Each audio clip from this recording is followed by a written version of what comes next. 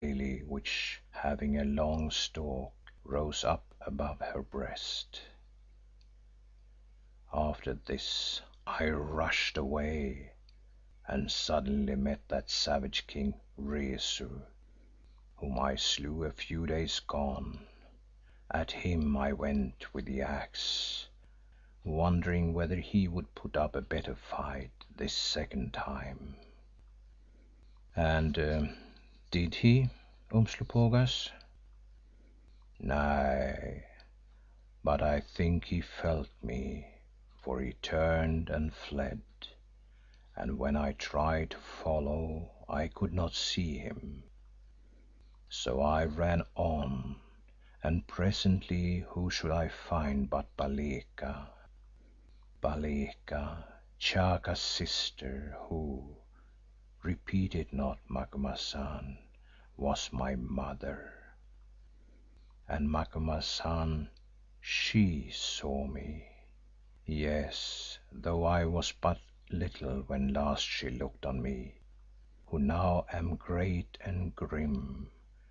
She saw and knew me, for she floated up to me and smiled at me and seemed to press her lips upon my forehead, though I could feel no kiss, and to draw the soreness out of my heart. Then she, too, was gone, and of a sudden I fell down through space, having, I suppose, stepped into some deep hole or perchance a well. The next thing I knew was that I awoke in the house of the White Witch and saw you sleeping at my side and the witch leaning back upon her bed and smiling at me through the thin blanket with which she covers herself up, for I could see the laughter in her eyes. Now I grew mad with her because of the things that I had seen in the place of dreams, and it came into my heart that it would be well to kill her that the world might be rid of her and her evil magic which can show lies to men. So, being distraught, I sprang up and lifted the axe and stepped towards her, whereon she rose and stood before me, laughing out loud. Then she said something in the tongue I cannot understand, and pointed with her finger, and lo! next moment it was as if giants had seized me and were whirling me away, till presently I found myself breathless but unharmed beyond the arch. And what does it all mean, Macumazahn?" "Very little as I think, Umslopogaas, except that this queen has powers to which those of Zikali are as nothing, and can cause visions to float before the eyes of men. For know that such things as you saw, I saw, and in them those whom I have loved also seem to take no thought of me, but only to be concerned with each other. Moreover, when I awoke and told this to the queen who is called She who commands, she laughed at me as she did at you, and said that it was a good lesson for my pride, who in that pride had believed that the dead only thought of the living. But I think that the lesson came from her who wished to humble us, Umslopogaas, and that it was her mind that shaped these visions which we saw." "I think so too, Macumazahn, but how she knew of all the matters of your life and mine, I do not know, unless perchance Zikali told them to her, speaking in the night watches as wizards can." "Nay, Umslopogaas, I believe that by her magic she drew out stories out of our own hearts and then set them forth to us afresh, putting her own colour on them. Also it may be that she drew something from Hans and from Goroko. and the other Zulus with you, and thus paid us the fee that she had promised for our service. But in lungsick oxen and barren cows, not in good cattle, Umslopogaas." He nodded and said, "Though at the time I seemed to go mad and thought I know what women are false and men must follow where they lead them, never will I believe that my brother, the woman hater, and Nada are lovers in the land below and have there forgotten me, the comrade of one of them and the husband of the other. Moreover, I hold, Macumazahn, that you and I have met with a just reward for our folly.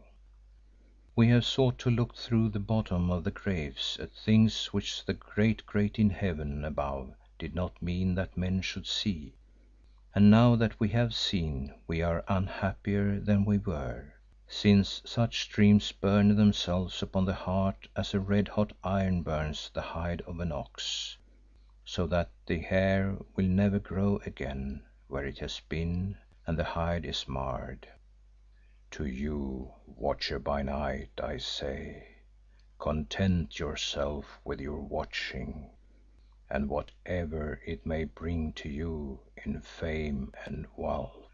And to myself I say, holder of the axe, content yourself with the axe and what it may bring to you in fair fight and glory. And to both of us I say, let the dead sleep unawakened until we go to join them, which surely will be soon enough."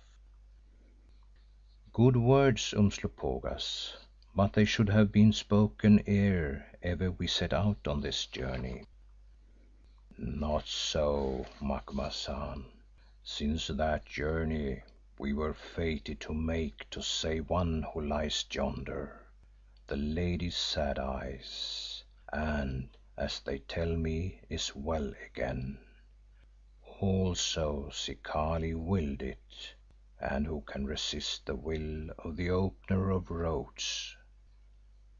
So it is made, and we have seen many strange things and won some glory and come to know how deep is the pool of our own foolishness.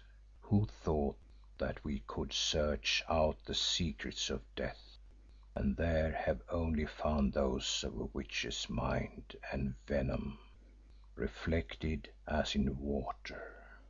And now, having discovered all these things, I wish to be gone from this haunted land. When do we march, Macumazahn?"